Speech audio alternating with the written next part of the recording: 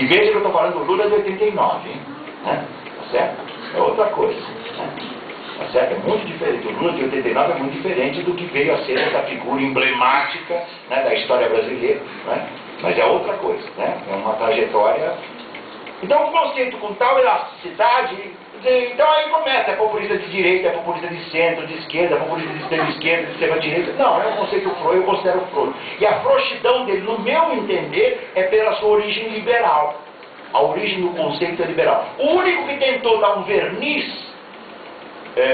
já falei bastante, mas eu vou falar um pouco mais do que isso, a gente pode ser? Tá bom. Eu estou na época, mas não muito mais, só um pouco mais. Claro, há dois autores. O Verfort, por exemplo, no seu longo conjunto de escritos sobre o populismo, várias vezes se refere ao 18 do Brumário de Marx como referência. E o melhor teórico do populismo, não é o Ottaviani. Aliás, um livro que marcou, achei com 17 anos, indicado por um amigo meu que era mais velho do que eu, que certamente ajudou na minha formação. Quando eu falei que eu queria entender um pouquinho mais a história brasileira, ele disse: lê esse livro aqui, tá certo? E me emprestou O Colapso do Populismo no Brasil, do nosso querido mestre, que já se foi, Ottaviani. O Otávio fazia uma tentativa de entender o populismo inspirado no Marx. Eu tenho um enorme, por todos os motivos do mundo, tenho um enorme respeito intelectual, teórico e pessoal, né, em relação ao Ottaviani. Ele está entre os que eu pouparia aqui, até porque o Ottaviani, o populismo e o nacionalismo estão muito mesclados. A tese do Verfort é um verniz marxiano e um fundamento liberal. Não foi por acaso, e isso não acontece tão facilmente assim, que um autor que se dizia à esquerda do PC nos anos 60, né, foi ministro da Cultura por 8 anos, do Fernando Henrique Cardoso, né, e hoje, digamos assim, não tem mais nenhuma produção significativa, e quando emite uma ou outra opinião, em geral, predominantemente uma opinião conservadora. Né. Este é o Verfort, que nos anos 60, 70, parecia uma eminência parda da extrema esquerda, né. A extrema esquerda não merecia uma eminência parda daquele que late, certo? Ao menos no plano da sua formulação. Né? Foi também, então, pelo que eu disse anteriormente, o continente da superexploração do trabalho. Né? Das teses do Florestan, as indicações do Ruimal. No meu trabalho de doutorado, sem conhecer nada da obra do Ruimal, né? Mas na linhagem que a gente se inseria, nós discutíamos a especificidade do capitalismo brasileiro dada pela superexploração do trabalho. No meu entender, a superexploração do trabalho está ligada a uma simbiose muito profunda entre a intensificação da mais-valia relativa e a ampliação ao limite da mais-valia absoluta. E essa combinação de ambas as dimensões da mais-valia faz com que aqui não houvesse exploração do trabalho, aqui houvesse superexploração. A exploração do trabalho ocorria naquela época, por exemplo, na Inglaterra. Aqui era a superexploração do trabalho. Né? Isso fez com que, sexta ou sétima, eu estou na sexta ou na sétima, coisa não importa, depois da tese seguinte, esse é o continente, por um lado, da revolução sem revolução. Esse é o continente das revoluções sem revoluções. Das revoluções pelo alto. Dos arranjos. 30 foi uma revolução sem revolução. Eu costumo dizer que 30 foi mais que um golpe e menos que uma revolução burguesa. 30 não foi um mero golpe. A ascensão de Getúlio Vargas ao poder no Brasil. Mas 30 não foi uma revolução burguesa. Por um motivo muito simples. Já havia dominação burguesa anterior. Então uma revolução burguesa para instaurar uma ordem burguesa que já existe não faz sentido. É um rearranjo forte. Né? Mas é também 30... mas foi também esse continente, não é? O continente, por exemplo, Perón em 46, não é uma revolução burguesa na Argentina, é um golpe que acaba levando à expansão do nacionalismo e à montagem do projeto industrial para a Argentina, aquela célebre ideia getuliana e do Perón e de tantos outros de juntar capital e trabalho.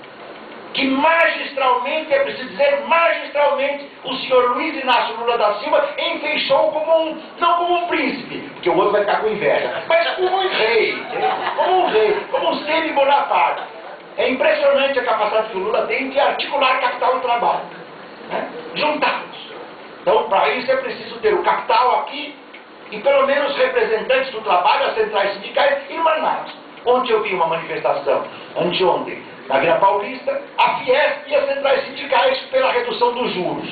Eu sou a favor da redução dos juros, mas jamais caminharia de mão dada com qualquer um da Fiesp. Jamais. Tá certo?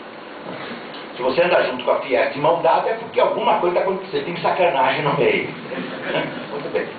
Mas a América Latina também é o continente das revoluções. 1910, a haitiana, a primeira, negra, anti-escravista, com o embrião de um movimento emancipatório. A Revolução Latino-Americana há de ser uma revolução dos trabalhadores e das trabalhadoras indígenas, brancos e negros.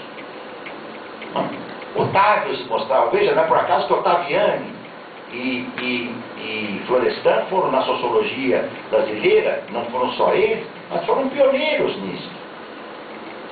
O negro na sociedade de classes, a questão do negro, a questão indígena, os tupinambá, né?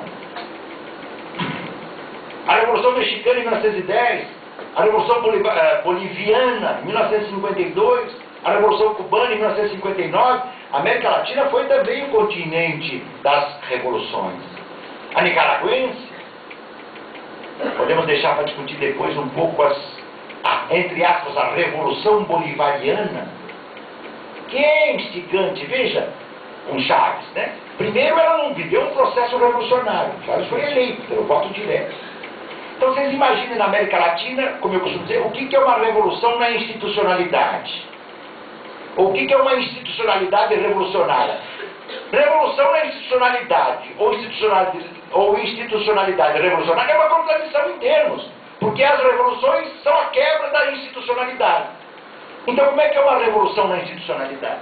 Ou como é que é uma institucionalidade revolucionária? O Chaves, o seu governo, navega no fio da navalha entre ganhar a eleição num processo democrático, eleitoral, dentro da ordem, e avançar contra a ordem, sem viver um processo revolucionário, mas sem aceitar os constrangimentos que a ordem impõe quando um governo ganha as eleições e tenta mudar.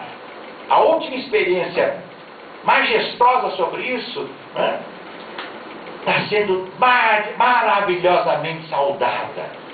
Maravilhosamente saudada. É o Chile hoje. O Chile hoje, os meninos e meninas nas ruas hoje, os estudantes chilenos hoje, os professores, os pais dos alunos, a população trabalhadora, a classe operária chilena, os trabalhadores chilenos, os funcionários públicos hoje estão em rebelião. A China é um país em rebelião. A China não. O Chile é um país... A China depois vamos falar dela. O Chile é um país hoje que está vivendo uma situação explosiva. É a volta digamos, do espírito, talvez, do Allende, para brincar com a história, que a única tentativa de revolução dentro da ordem que a América Latina viu do fio da navalha foi com o Allende. E o que aconteceu com o Allende? Ele foi deposto em 73. Se suicidou porque ele diz, os militares já tinham arrebentado tudo. Já estavam arrebentando o palácio do governo chileno. Recentemente, a própria família do Allende pediu a exumação do seu cadáver para tirar de vez por todas. A família tinha razoável convicção nisso, mas ela precisa botar um ponto final. O Allende se suicidou. Ele não foi morto pela ditadura.